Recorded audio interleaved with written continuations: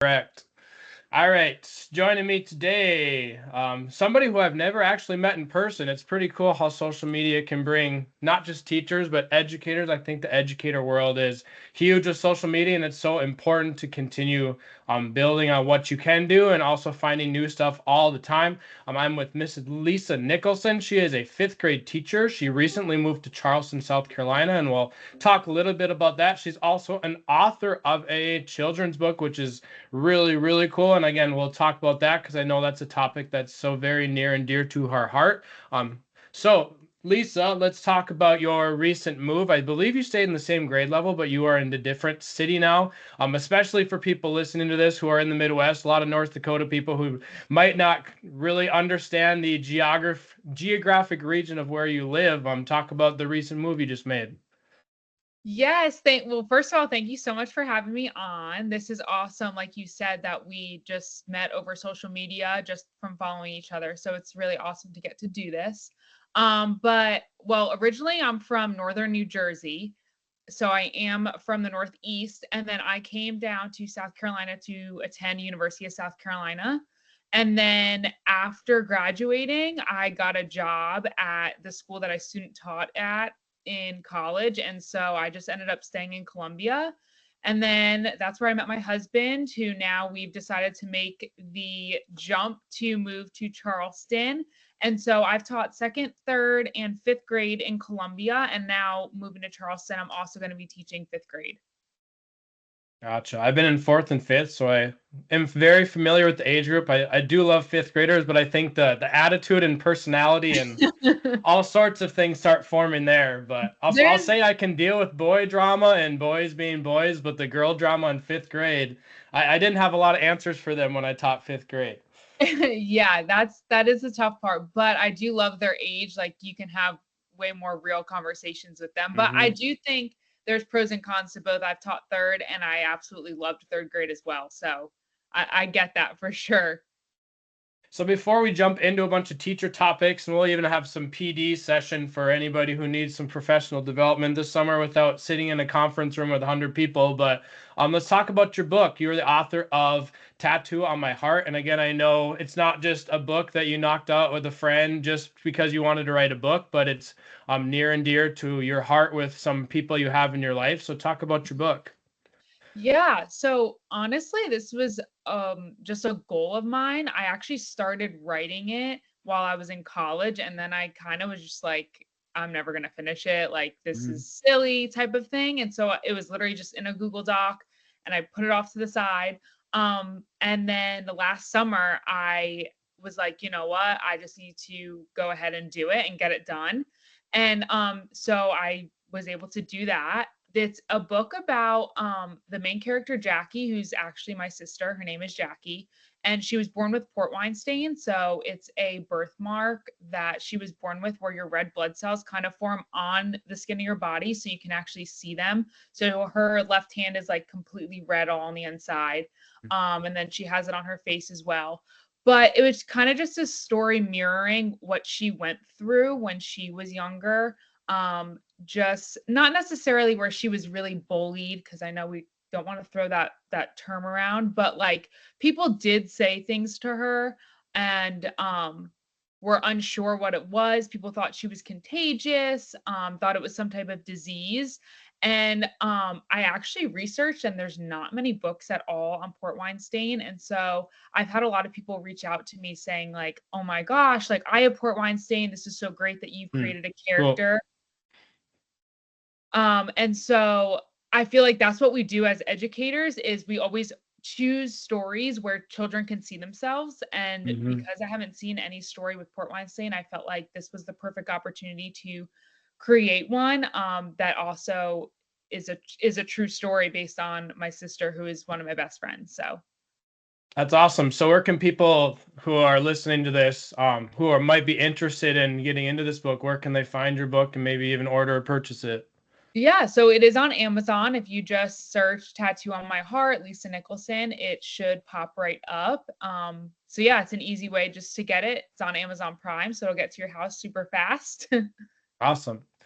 Yeah, I know you just mentioned how teachers are so good at finding specific topics. I know when we have kind of acceptance week or autism awareness type things at school, I Mhm. always break out the girl who thought in pictures. It's all about Dr. Temple Grandin. And like you said, with especially with older kids, the discussions you have, like you can form one question and talk for an hour and a half with fourth and fifth graders about Mhm. curiosities and pointing things out that they might not even be aware of. So I think, again, as both of our minds in the upper elementary, and I don't know how high up your grade levels go in the school you're at. I know we're K through 5 at the elementary, but the Mhm. discussions, not just the awareness, but the discussion and curiosity that comes from those books is so valuable, and you don't realize that till you have those discussions and how curious kids are.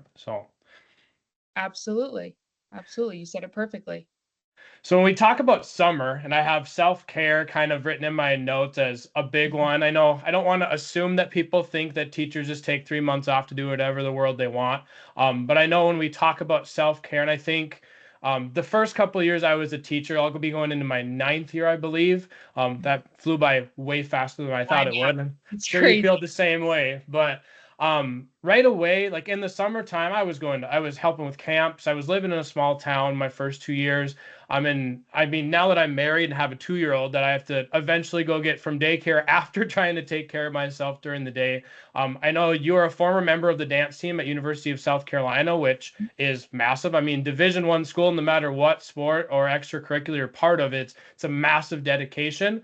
And I know you're very vocal in your videos and your reels that you have on Instagram about not just taking care of yourself, like going to work out, not and I just had my strength coach from University of Mary from when I was in school on podcasts, and we talked about there's so many people who think, oh, you're going to work out, you want to be jacked, you want to look ripped, you want to look buff in a shirt, and that's and I don't know if it's because you've been part of a college program or if it's all been just how your knowledge of working out and how to work your body and still become consistently stronger. But I know you're a big manicure, pedicure, go take care of your entire body, your mind. But can you kind of talk about what, especially in summertime when we have time to do these things, and obviously we do these year round. It's not just through the summer months we take care of ourselves and then we go back to just kind of the constant grind on your body and your mind. But can you kind of talk about what certain things you do on a consistent basis, not just in the summertime, to take care of not just your body physically, but the mental part as well?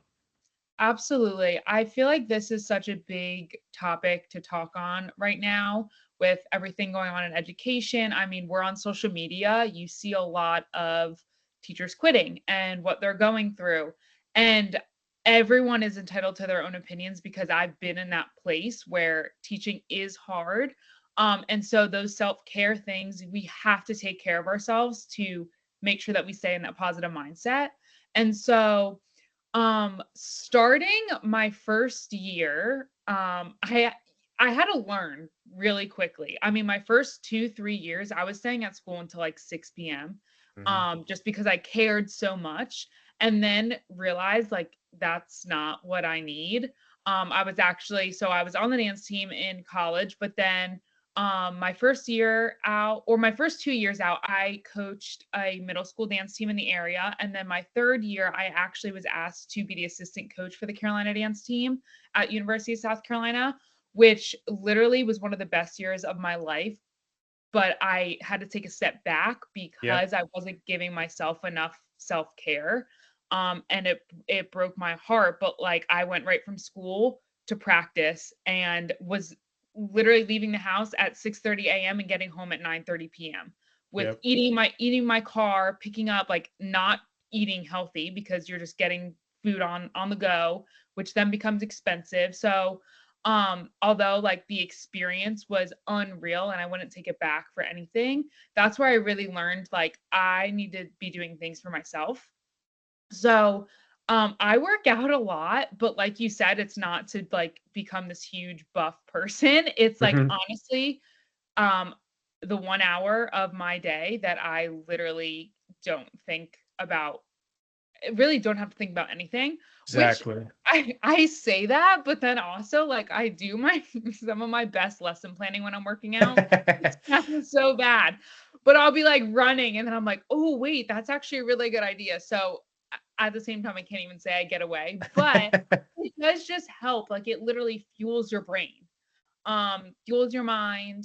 It just like lets you release everything. I do Orange Theory and now I'm doing Pilates as well. I love a group fitness atmosphere because I love that. I've been competitive my whole life, so I like the competitive Hmm. aspect. But I do think it's important, whatever it is, whether it's working out, whether it's just going for a walk, that everyone, especially teachers, just find like one thing to do for themselves a day.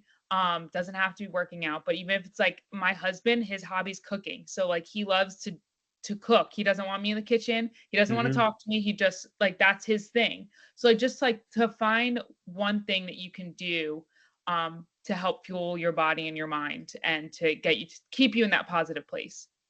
Absolutely. I just had a friend a week or two ago ask me what I listen to when I work out, and I said, my favorite podcast, Two Bears One Cave, something college football, college basketball during college basketball. He said, oh, so nothing education. I'm like, please don't ever ask me that ever again. No, No, I don't do anything school related when I'm at the gym. I don't even talk to people unless I haven't seen somebody in a while. But doing your exactly. lesson planning at the gym, huh? Oh, could never. I might write I down a know. note and be like, I'll get back to this later, but I we're don't full recommend on that. college sports and I know I comedians. shouldn't have said that. I don't recommend it, but I do my best thinking when I'm running. Yeah, I've had a few people give me the look at the gym, listening to my two favorite comedians on podcasts. I'm like, oh, I'm not laughing at you. I just got my headphones in. Sorry. Shouldn't be Exactly. laughing hysterically at the gym, but here we are. Yeah. So, Hey, you have to do whatever you have to do. correct. So on your Instagram and your social media platforms, and I know every teacher, hopefully a majority of teachers are very, very visually and very noticeably just a loving, caring atmosphere in your classroom culture, just huge on relationships. We talk about relationships in any job, but especially as educators, relationships with kids are so important for so many different things, not just school subjects. But how do you create such a caring environment in your classroom that makes you so approachable? I know I think you guys were in school another 2 or 3 weeks after we were done, just based on how your calendar aligns. But I mean, I was almost tearing up watching your video where your kids are leaving your room for the first time. Because I mean, not only were you leaving schools, but leaving cities, so you don't even know. And I don't mean to hit you hard with this one, but you don't Yeah. even know when you're going to see those kids anymore. Right. When my kids leave our school, they just go to middle school, and I'll probably see them at some point. But that last day of school hits harder for some than it does for others. But I think that's a big time reflection on the kind of classroom that you have. So, from your own perspective and your own style, and everyone has different in the teaching profession, but how do you create that environment in your classroom? So it is literally the most important part. I say this to everyone that I can. Relationships is literally everything. Like I know we learned in college like Maslow's hierarchy of needs. Like I feel like that's the one thing I actually remember from our education classes, and like it actually couldn't be any more true. Like if you are not providing them with like that sense of safety and home and providing them with love and care, no true learning is ever going to take place. And so that's just like a huge it's just like I value it so much. The main thing that I do is um, greet students every single day as they walk in the door by name and like just give them a hug if they want. Not all kids want hugs, but a high five, Mm. just a smile. And then also do that every single day on the way out. That's been just I've seen a huge improvement that even, when you have those tough days, when you say bye, love you, see you tomorrow on the way out, it's like they can kind of like, okay, we're going to reset for tomorrow. And it's not like Mhm. kids might think you're holding grudges, and like we can't do that as teachers. Every day you have to reset. So that's one thing I do, but like morning meeting is so important to me. And I have Yes. teachers comment all the time on my Instagram and TikTok saying like they've never done morning meeting and how can they want to learn because of when I Hmm. post about it. But it really blows my mind that teachers aren't doing morning meeting. And I do get that it takes time, and so a lot of people are like, "I don't have time in the day." I Oh, get it's that. so worth it. It's We it's do it too, and it might be the most important 20 minutes of your day. it truly, because then you'll save time later when they respect you because you're not managing those behaviors. So I'm like, it Hmm. is worth it. I've said this before in one of my videos, but like if we have an event at 8 a.m., like we need to be somewhere, we come back and my kids are like, are we going to do morning meeting? Like they value it. They value that Yep. time where we just sit. Sometimes we just talk about life. They talk about what they did Mhm. on the weekend and they ask each other questions. And that's where you learn about each other. They ask me, like, what good thing happened to you?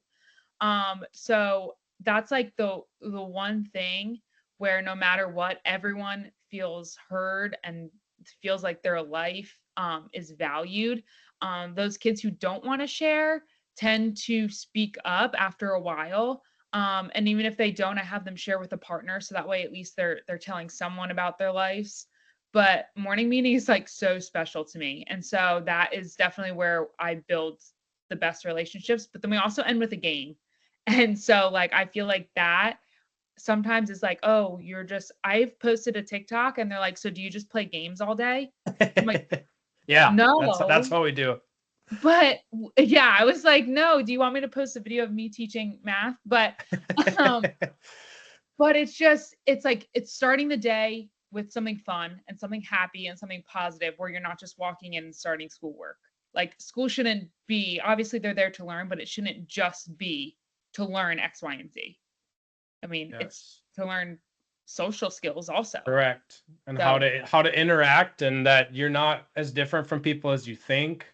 I've learned that one a big time. Well, I don't really want to talk about this because I don't know what people are going to think of me. Like, first of all, who cares what anyone thinks of you?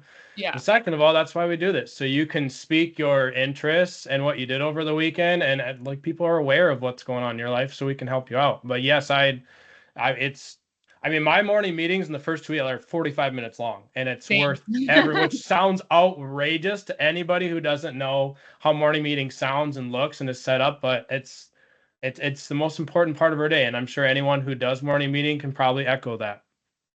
Absolutely. So yeah, we again, those anybody listening who'd either have heard of morning meeting or don't know what it is, or say I don't have time for that in my schedule, absolutely feel free to reach out. Lisa does a great job. I tend to think I hopefully do an okay job, as it's just a great way to come together. And I know Lisa just talked about kids who might not speak up because they're either shy or they're embarrassed to speak in front of people. Some I mean, I've been doing morning meeting for 6 years because we do it at our school, and we still talk about it in meetings of the structure of it. And it's more complex than it sounds. It's not everyone sit in a circle and we're just going to talk about our feelings and our day.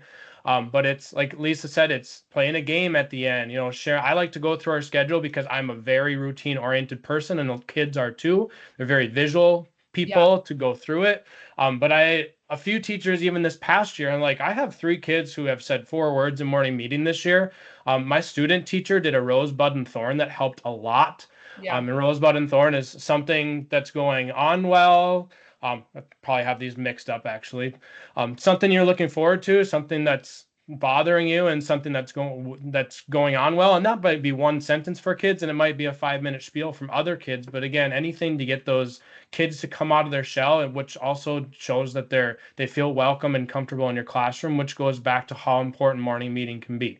So, And I don't think it's a one size fits all. Like when people ask about it, about what I do, I say what I do, but like if something else works for you, like I'm sure our mhm, morning meetings look very different, but they're both equally as effective. And so like my morning meeting can look different. Like if there's a management point that I need to talk on, like if something happened that I'm like, okay, we need to address that, that's when I do it. So like it could also be, you're managing behavior in a sense of like we're all going to sit and we're going to talk about what happened. mhm. So like it can look different every single day, but also classroom to classroom. Yep. I do want to highlight, because something I kind of experienced something the last couple weeks out and about during the summer, but I had a few former students. I think I was out to eat at Chick-fil-A or something ridiculous, and 2 of my former students, who are now 8th graders, like screamed when they saw me, which was of course heartwarming as a teacher. But they ran up to me, I talked to them for a little bit, and before they left, I said, "Proud of both of you." And I think I had family members with, and my somebody, can't even remember who it was, asked me that was with us, but they said, I noticed what you said to her at the end. And I mean, I'm just wired that way. I didn't even notice. It's just what I tell all of my students. And I said, oh, what did I say? That you're proud of them. They said, and they were just like, I kind of like that. And I said, well, you have to think about And I'm not saying it was like something my parents didn't do or something teachers didn't Right. do. It's just something I've picked up on that I really like. And I told whoever asked me, again, I can't even remember most of the situation. I just remember it taking place.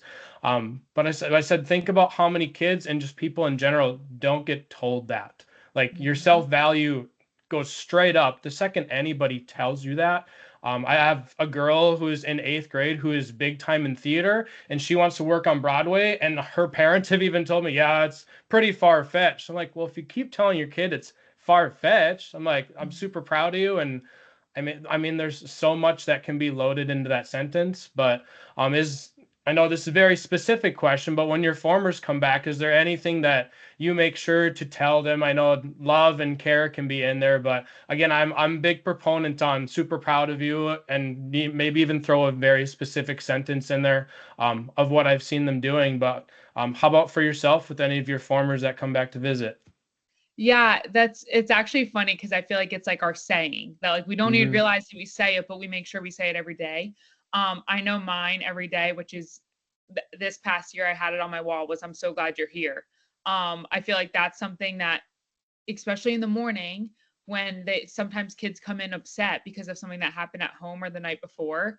And like that's the first thing I'm like, you know what? I'm just so glad you're here because this is going to be the 8 hours that you can get your mind off of whatever happened at home. Hmm. So that's kind of my saying. And then love you mean it is the other one. So even when I get emails from former students, like they'll their signature will be like love you mean it and then their name. So Love that's it. like it's that thing that you wanna make sure you say every single day, but then you don't even realize, like, how much it sticks, like, how much it Correct. actually impacts them. Absolutely. All right, let's get into some more specifics in each classroom. It's funny because I know I messaged you a week ago when we were trying to set this up that I'd like to highlight, and I don't want to put a specific number on your favorite brain breaks or favorite math warm-ups. And then I sat down to type up my own, and I'm like, I have so many just random stuff that we ramble off that I don't even know how to like knock this down to a top five.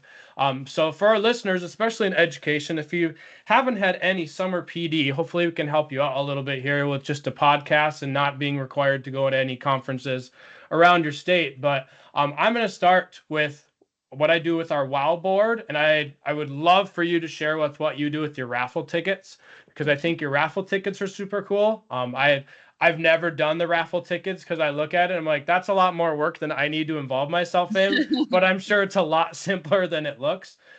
So maybe you can start. Go ahead. Do you want to start with your raffle tickets and how you do your raffle tickets? And I think part of your raffle tickets when I watched the video on it was, I mean, the prizes is what you have to think about, but you also have to think about what do 5th graders desire? Like what I want as a prize has nothing to do with what an 11-year-old boy wants. So, Right.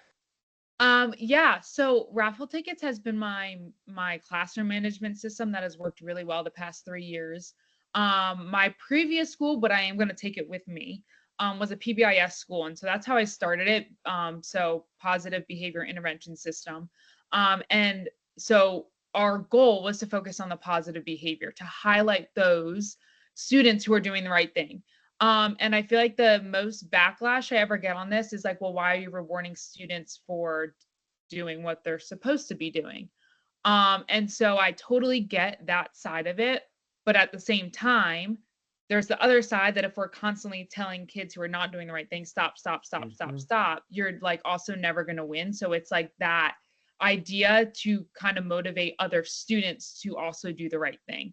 But I do have those conversations with my kids that you're not always going to win something for doing the right thing. You should be doing it all the time, always. And so with raffle, I do reward them when they're doing the right thing. So whether they're being kind to a student, if they've like offered to help me with something, they're cleaning up without having to telling them to do so, just being respectful, responsible, ready to learn. Um, so I reward them with raffles, and then every Friday or I reward them with tickets, excuse me. And then every Friday we have a raffle. And so they get to put in as many tickets as they want. And then I pull, I had 21 kids this year, so I pulled about a third, so like 7 tickets. And then they get to choose from the prize bin. But like you said, it's kind of tough because it's like, what do they want? So I actually have them either take a survey or like write on a sticky note of certain prizes within reason. Obviously, they'll put in like the Minecraft gift cards and the Roblox. I'm like, okay, guys, I'm not rich over here. But I do ask them what they want so that they actually care about raffle, because then the behaviors are not going to be where they need to be, because then they won't care about raffle. They won't care about getting tickets because they don't care about winning something. And so that has just worked really, really well for me. And so I'm definitely going to take that with me to my new school.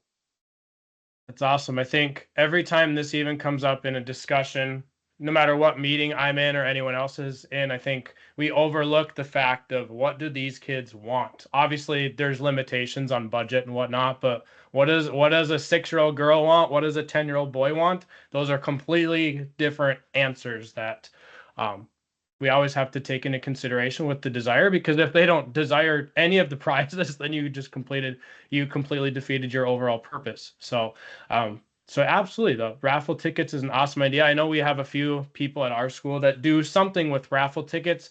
At Lincoln, we are the Lincoln Lightning, so we have bolts and sparks. Bolts are for I love more that. written out. What's that? I love that. I've never heard of that before. Yes, we have bolts for above and beyond. So it's a more written out, and we actually just changed how we recognize our bolts winners for each month. We have an assembly each year, and this year we started I had kids with one bolt. I had kids who would have 5 bolts throughout the year. I do not write them very often, and they know that you need to do something that blows my mind to get recognized for this. And then I keep a tally of who has one, because I give every ounce of effort I have to get everyone one. I know I'm definitely not a participation ribbon person, and they all know that. But we recently at our assemblies, any first-time bolt recipients that month, like after the whole school is in, they walk in by grade level, and it's really cool. Like especially as a college football fan, it feels like the intro, and it's like after 2 of them, I asked my principal, I'm like, this would be really cool with music. So I usually play Hall of Fame on the by Gym Class Heroes on the PA system, and that made it even cooler. But it's so cool to watch so many of those kids walk in, and then of course the last week I had to play Thunderstruck because we had to spice things up in the last week of school. But no, we had a meeting about it. I'm like, I feel like it's like the entrance of a college football game, and all the people rolled their eyes because they know how obsessed I am with college football. But no, it's really cool. But then we have sparks that are just blue tickets, and those are a lot of just random noticings. I know a lot of our aides carry them around for kids who walk in the hallway and whatnot, but I didn't do a whole lot with sparks the last couple of years because I didn't know what I wanted to do with purpose.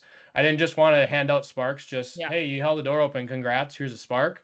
And then Yeah. another kid does the same thing and he doesn't get one, and now everyone's confused. But I wrapped it around a WoW board. Can't remember who I saw the WoW board from 2 years ago, but she's on social media. I'd have to find her. But it's a 10 by 10 grid. It's basically a battleship grid, is what it is, with 100 spots. And then, they all have expo markers, so I can just say, oh, so and so is prepared for math. You can grab your expo marker, put your name on 5 spots, whatever. And once it fills up, I have 2 wheels, just virtual on my computer that we spin.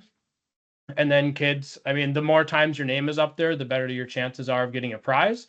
And last year, a little change that the kids actually made that I thought was very cool was when their name got picked, I'd have a Vanna White go up and erase the names so we Uh-huh. could get more boxes. And a kid said, my name's up there 15 times, and it'd be really cool if it stayed up there. And I'm like, oh, I guess you are absolutely correct. So we started not erasing names because I said, your odds are way better if you have 25 names up there Yeah. compared to your friend that has 3. So, but again, going back to the prizes, you have to ask. I have a lot of candy. Some 20 minutes of extra recess is always a hot commodity.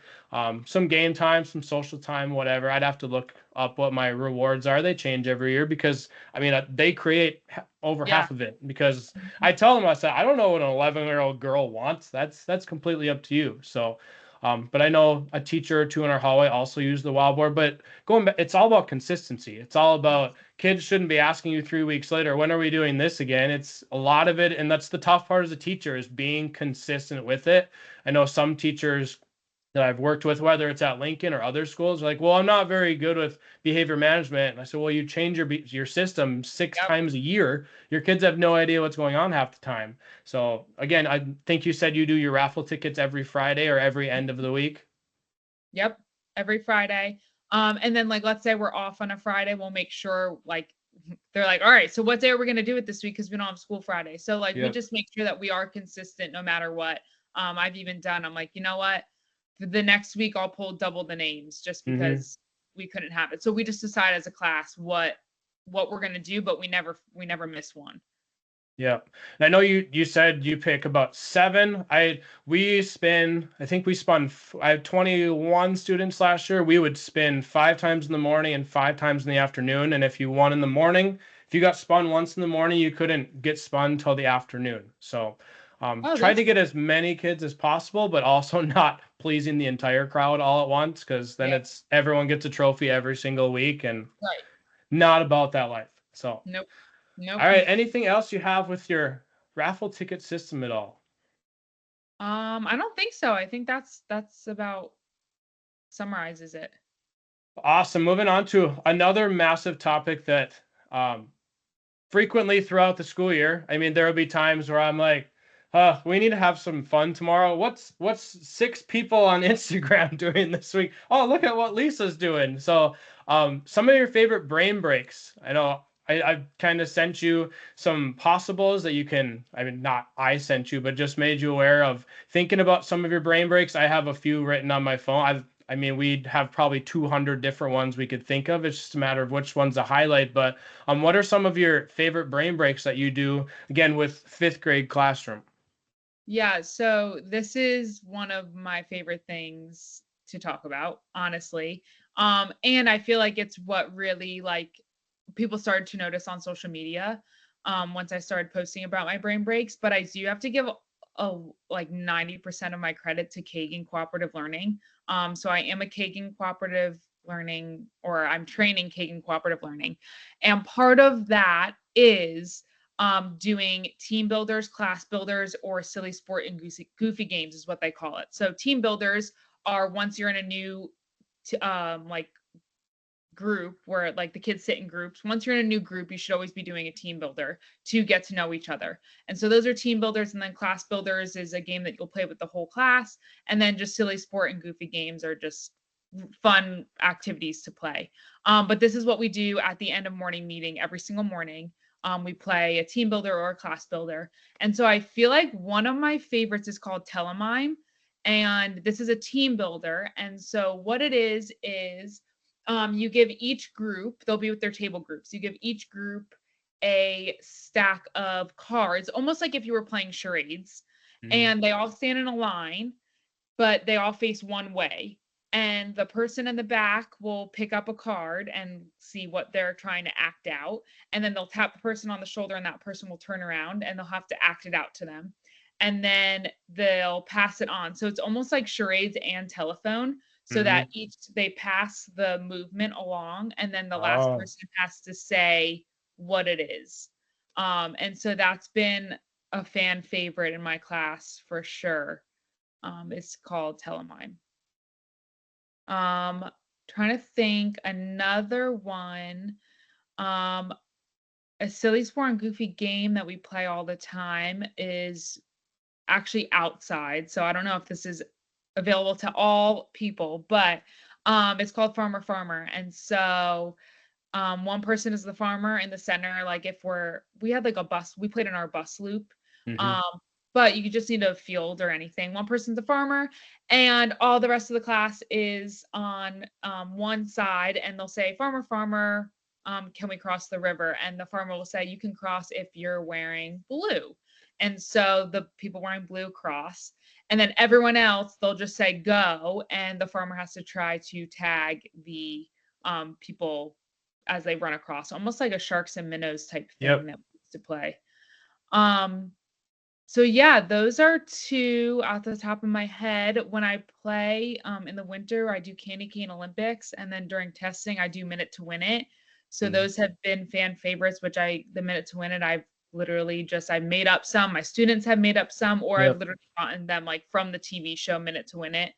So those are I love those because they're quick and easy. Like they're meant to just Correct. be a minute. So that's nice to throw in at any time. So yeah, I feel like those are some of my favorites. Do you have certain favorites that you play? Have some favorites. I highlighted Kent Hamilton on YouTube has some pretty. He's a PE teacher, but he does a lot of musical stuff, and I mean he brings in yoga balls, and he's playing the drums on yoga balls. My only asterisk next to that is you're gonna have kids who don't want anything to do with dancing or moving like that, so they sit there and I mean I mean, it still benefits them because they're not doing anything cognitively for a few minutes. But Kent Hamilton is a very good one. I don't know if I saw it in your classroom or if I just saw it somewhere on Instagram, but I don't know what the title of it is either. But kids fold a piece of paper and put it on their heads, and they have to walk around. And if it falls off their head, they're not allowed to pick up their own paper. Somebody else has to. And then, of course, half the time somebody else picks it up, their piece of paper falls down. And kind of the overall idea is we have to pick each other up in order to be successful. So again, I mean, it takes 5 minutes tops and Yep. also creates a good discussion. I know one of my favorites, and I'm pretty sure again I got it from your page or somebody else's. When I was writing these down, I'm like, well, I really like this one, but I didn't think of it. I saw it from somebody. But that's also the power of connecting with so many people on Absolutely. social media. Is you don't need to have credit for it, and you don't need to create these things on your own. There's so many good teachers out there that are so good at these, and half the people you get them from didn't even create them themselves. They just wanted to share it with everybody. But the drawing on with the expo marker on your board on the top of your head, Yeah. easily top three for me. I mean, the first time you do it, kids are like, "What is going on in this room?" Um, but I'll let you The talk a little bit commentary about that during one that because I stole that one from you. The commentary one is I mean, the commentary during that is hilarious. Like, when I was recording that one video and just to hear because a lot of times you don't even hear the comments when you're actually doing it, so when you Nope. can listen back and you're like, "Did they really just say that?" I just know, I mean, so people who don't know what this is, we take personal whiteboards, you put them flat on the top of your head, so obviously you can't see them yourself. It's already a very awkward position for kids to be in. So they're already like, what is going on? What's Mr. Olson doing today? That's all crazy. But I like to start, the first one I usually do is just the house, because you start with the square. Put a rectangle in the square, and they're like, okay, we're drawing shapes. I don't know what this is supposed to be. But then you just keep adding to it. You say, I think we need some grass in here. I think we need a driveway. And, if you have a driveway, you should probably put a car in there. And I think the more you add to it, they're like, oh my gosh, they're all freaking out but I mean, when they see the end product and how ridiculous it looks and that it's okay to mess up, it's okay to have absolute abstract going on in your board. But, I, I think you can only do that one so many times before they're like, okay, we get the gist of this one, Yeah. moving on. But it is a lot of fun to do every so often, just from their reactions and the fun. And again, only takes a couple of minutes to do that one. Yeah, absolutely, and actually to go with that one, I've also done partner blind drawings where they sit back to back. And so this one student will try to explain what they drew to the to person sitting on the other Mhm. side. And so that's a great like team builder partner exercise just to also emphasize the importance of communication. So Yep. We started playing Wavelength. She didn't create it, but the teacher across the hall from me, I walked in her room during specials one day and she was playing it. And I'm like, I'm really curious what's going on here. So shout out to Maddie Lund. But I mean, I just do a top five and then it's like candy bars. And so you pick one person to kind of run the show. I usually do it until students have the desire to do it. But you're not just naming random candy bars unless that's kind of your mentality and approach to it. But you have to try to get as many in common with the person who is picked. So if I pick one student and say list five candy bars, I have to try to match as many as they write down. So if they don't write down Hershey, but I do, then I don't get any points for it. And I'm not too much of a stiffler on points on it. Most kids kind of like to keep track of that, but that's another fun one. I have Google Slides on that one for anyone who's interested in that. And once again, takes 5 minutes tops, depending on how many students you want to take charge of that one. But that wavelength is always a fun one as well. yeah, I love that. I'll have to try that one. I've never tried that. Yeah, like I said, I walked in the classroom and I'm like, what are you guys? It looked like you were playing a game show. And then, oh, okay. I also have just social time. Like kids are so attached to phones and their TikToks, and they go home on their VRs and they're on their tablets that I've seen posts, even from people on Facebook, that kids don't know how to communicate anymore. I'm like, well, they know how to communicate. It's just over a microphone to somebody they've never talked to before. But Yep. yes, the communication skills are probably dying a little bit with what technology has done. But I mean, I'll just like 5 minutes before specials, I'll say, all right, you can have some social time, and I'll put some music on. And I mean, you're not having to think cognitively, you're just talking to your friends. And some kids will sit there and just observe everybody. But I mean, social time is beneficial to anybody. Absolutely. Yeah, you need to give them that time. Correct. And I also have Dude Perfect. We love watching some Dude Perfect. You can't go wrong with Dude Perfect. We usually watch CNN 10 during snack time. I know some teachers might be a little against CNN 10. It's definitely tailored to students, and I mean it keeps me in the loop. I talk about it all the time outside of school because it's a simple 10 minutes. It makes things easily understood to students. Hmm. Some students go home and talk about it with their families. I've had a few parents reach out and ask because I mean some of the things that CNN talks about is like political, but they don't tell you how to think, and they don't tell you what's right, what you should think. They just inform you of it. So also CNN 10 is not really a brain break for us. It's more of what we watch during snack time just to chill for a little bit. But any other, I know there's, I mean, lists of thousands of these, but any other brain breaks that you can think of? Other, I mean, movement is always good, music's always good, but there's always those few kids who have no desire to dance, sing, or any of those. I'll break out some lip singing, but if I start singing, everyone's gonna leave the room. So, Yeah. If we want to do a really fast one, like if we only have a couple minutes, we play 10 to 1, which they all just stand in a circle and they count down from 10, but you can say up to three numbers. So you can say oh, there 10, you go. 10, 10, 9, 8, and then it goes around. And then if you, one, whoever says one, the person next to them is out and they have to sit. Hmm. So if we need to do like a really quick brain break, like we only have 2, 3 minutes, we'll normally play 10 to 1. And that's a class favorite for sure. Another good one, another quick one. So moving a little from brain breaks to some math, and not just like math curriculum and what we're required to teach in our curriculums, but math warm-ups. We have 10-minute math that we're supposed to build into our math block. A lot of that is built into our curriculum, but as you might imagine, not all of those are very happy, very helpful, somewhat redundant at times. So, of course, we find plenty of other things. I think being a math-minded person and enjoying teaching math that's productive and critical thinking and problem solving. And I know you're a big proponent of math and getting kids to think mathematically. Mhm. I think that's the biggest thing we have to revolve around is there's no right or wrong answer. It's a matter of getting kids to think about math complex in a complex fashion and not black and white. Here's a math problem. Here's the answer. I was even thinking about this a couple days ago with thinking about how to teach math and introduce math topics every day is a couple of years ago I was just walking around during testing and I had a student with a math problem on her standardized test, and it had a tabletop and it had um, the surface area on the top. One of the side lengths was labeled with a number, and then there was X. And this student had no idea how to solve this.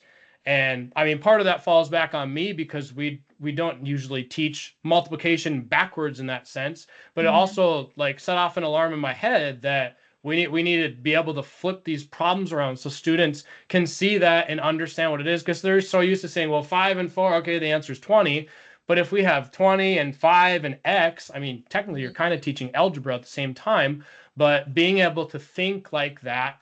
Um, so, and I know you just kind of purchased a book that you posted on your page the other day that I would be very excited to get into because I love teacher books, especially in the summer, to refresh and my brain and light the fire again. But what are some things that you kind of like to introduce and just get kids' math brains turned on each morning? Yeah, so I love math. I grew up being a math brain, but I also love teaching math. Um, like you said, like yes, there is a and wrong answer, but there's not a right and wrong way to get there, which I think is Mhm. so crazy. Like when we do a problem and my students explain how they got it, it's Oh, some things I've never even thought of. amazing. Like, the way that they group numbers or the way that Hmm. they're doing it in their head, I'm like, "Oh my gosh," like, I would have never thought of that. And so that's what I love so much about math. But every day I start my math block, we call it math energizers. And it's just to like get your brain, I'm like, let's just get our brain warmed up. And so I do a couple different, one of my favorites is called Target. I do it on a Tuesday. So Target Tuesday, I put a target number in the center and then just numbers on the outside. And they have to, you can do this with kindergarten all the way to fifth grade and higher, Mm-hmm. depending on what um, operation you tell them to use. But I just say, okay, find you have to make the target number with any of the numbers on the outside, but you can only use them one time. And so to see how many different expressions and equations that they come up with is crazy. And then you get into order of operations because of the way that Mm-hmm. they do their operations. And so just the math discourse you get out of doing energizers is so beneficial. Um, a couple other things, and this is from JC Maslick. She comes to my school. She does like STEAM and literacy in classrooms, but she also talked about this with math. Is just pull up a picture and just asking kids, what math terms do you see? What math do you see in the picture? Like Mm-hmm. I've done a house, and you talk about parallel, perpendicular, I like um, it. all the It's different. so simple but overlooked. I like it.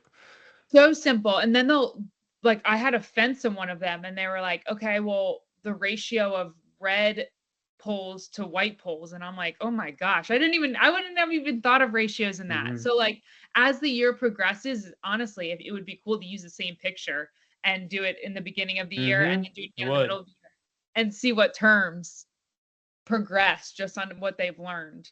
Um, so that's a favorite and that's super easy. You could literally just pull up any picture Yep. you want. It takes 2 seconds. And then lastly, Steve, I don't even know how to pronounce his last name, Wineborny.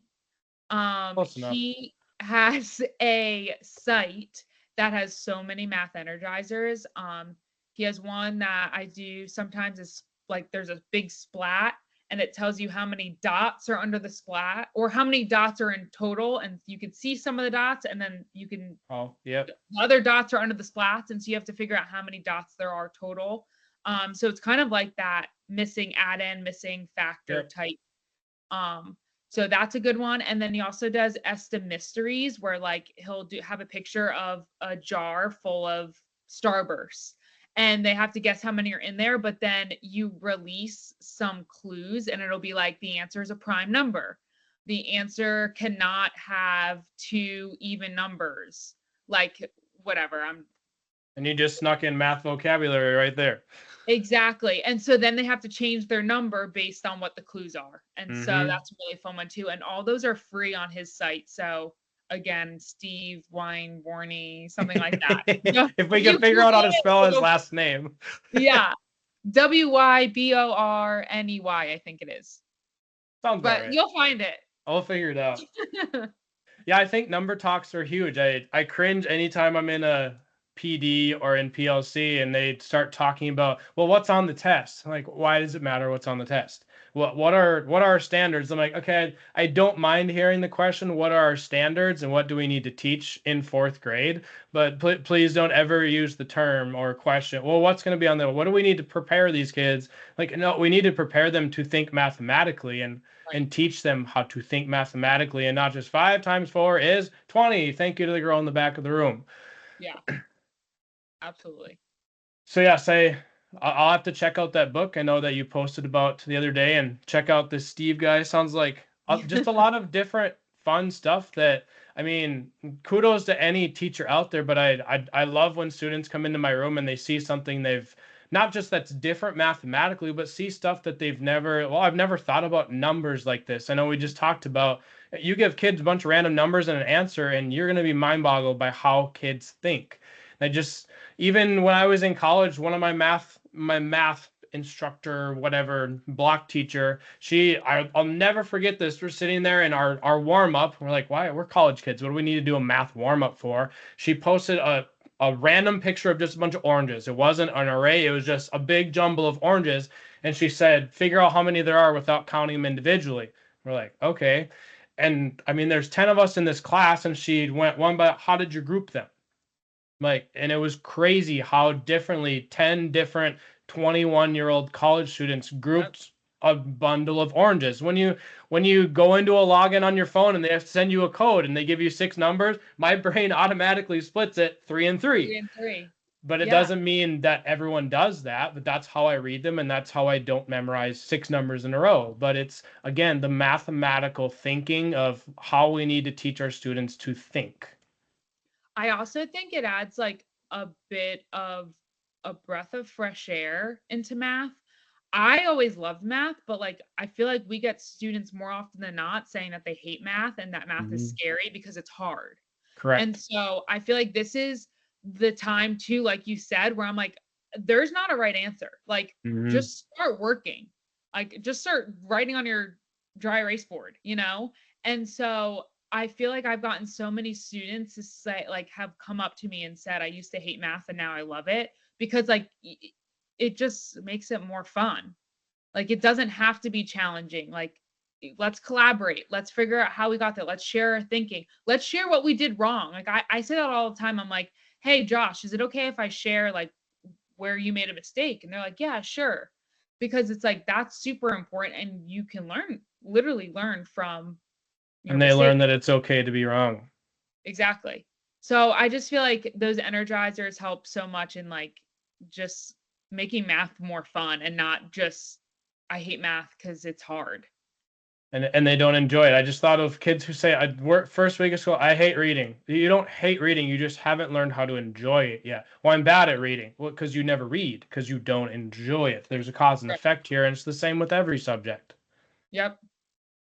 But when we talk about all these fun things, all these innovative things, I mean, I remember when I was in my first year teaching, and our principal wanted to send all the first year teachers to this conference. And my brain immediately went, I just got done with college. Why do I need to go to a conference? Like, I know I don't have everything figured out, but I mean, you learn throughout your teaching career, and people who have been teaching well past how long you and I have been teaching are probably smiling at this because they've been going to PD for 30, 40 years. But again, big college football fan. I was listening to Michigan's new head coach talk about the second you stop learning is the second your career stops. Like, your Mhm. career is not going to be over, but it stops because if you're not constantly learning from other people around you, like, what are you doing? You're immediately falling behind everybody else. So again, as teachers, it's not all about the most expensive, the ooh shiny curriculum. It's how are we teaching our kids? Again, in the math perspective, it's how are we teaching our kids to look at math, to think about math, solve math. Mhm. Absolutely. I love learning new things. Like you said, how I was reading Building Thinking Classrooms. I am trying to be better at reading for pleasure and reading like personal books, but like if I want to read, I my first thing to choose is a professional development book. Um but I actually enjoy it because I like learning and Hmm. getting new ideas. And even if, I've read a whole book and I've gotten one thing out of it, but it still sparks Yep. like new and exciting kind of like you said, it relights that flame that every summer it's like, "Oh, this is real nice. Don't really wanna Yep. go back to school," but it helps, like, keep that motivation. I absolutely echo that. I think I look back to it every year. I'm like, I need to start reading some books that don't have to do with education. And I mean, I've gotten into Where the Crawdads Sing. I think I read 3 pages, and I'm like, yeah, it's good, but there's a teacher book over here. I need to read for next Yeah. year. Or The Tattooist of Auschwitz is one that I started the new year with because I love that time period. I think I read 10 chapters. I'm halfway through it, and I don't think I've looked at it in 4 months Yeah. because I think we're just so wired of this book is what I need right now. It's what my brain needs, and eventually it's what my students can benefit from. Yep, absolutely.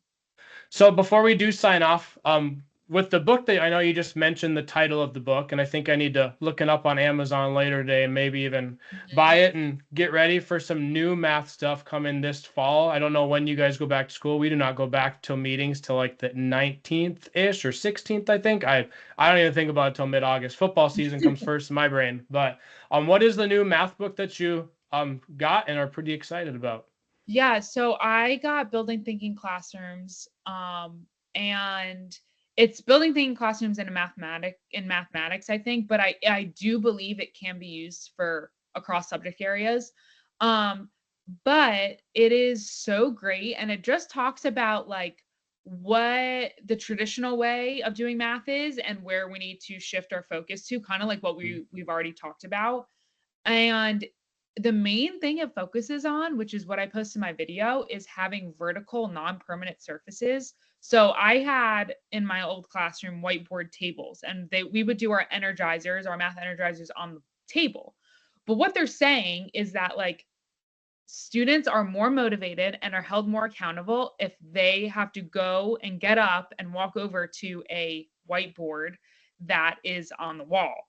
And the reason being is um, they say like if you're just writing on your table, they feel like I can just wait until we go over it to share my response. Mm-hmm. Um, or like I can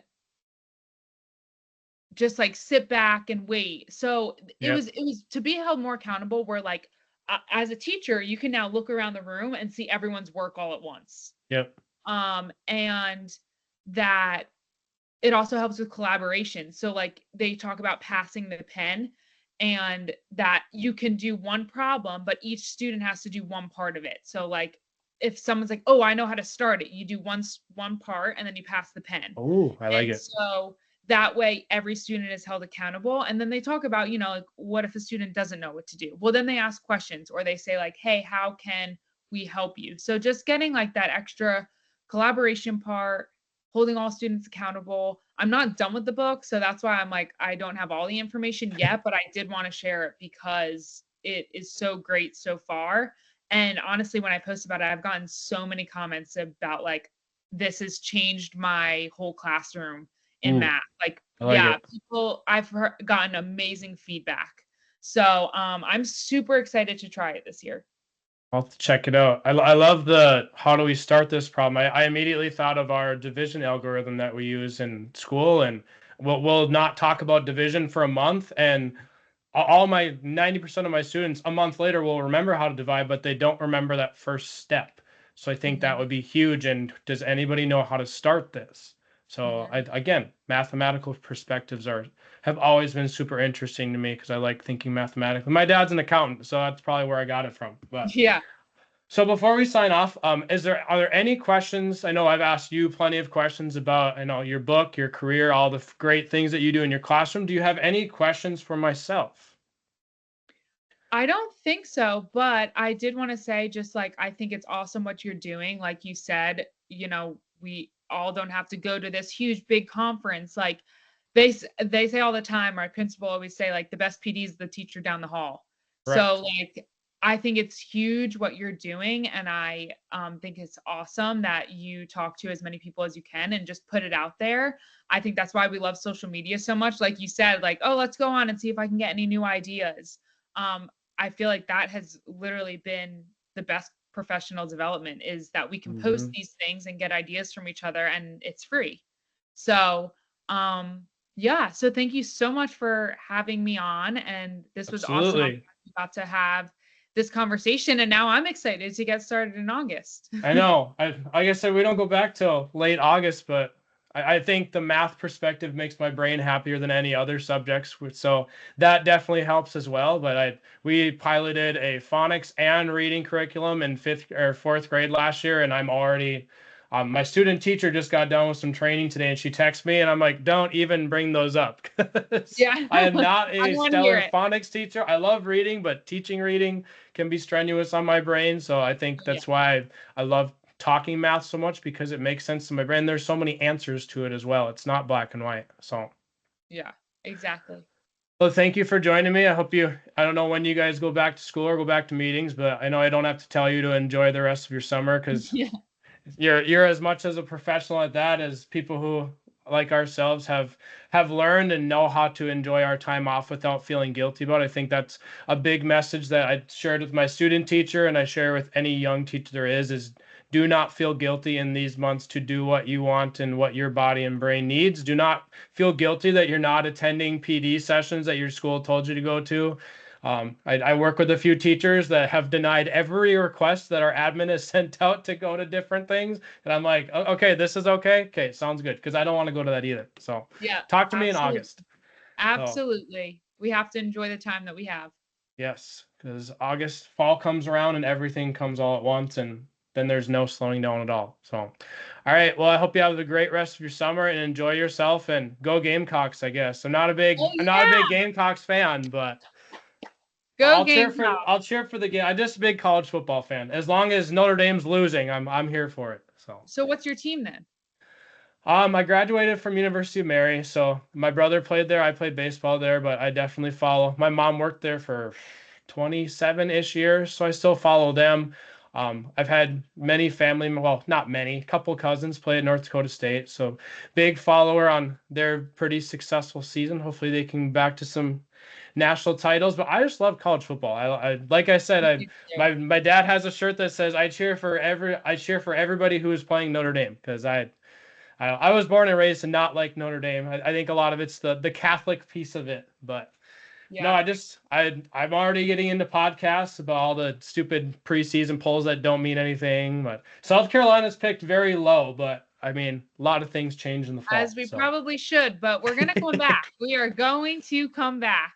it's so crazy to see Texas and Oklahoma in the SEC. I keep having to think about like looking at potential college football playoff this field of 12, and from the SEC, Texas it still looks. I mean, Pac-12 has two teams in it right now, for goodness sake. So it's Yeah. college football is going to look different, but Oh might yeah. have to make it out. I know I have a few friends that live near Clemson in South Carolina. I would love to get some SEC games, but with the 2-year-old and another one on the way in a couple months, schedule it gets pretty crazy. But SEC is the absolutely love some best. college football. So So is Williams-Brice Stadium. Great place to be.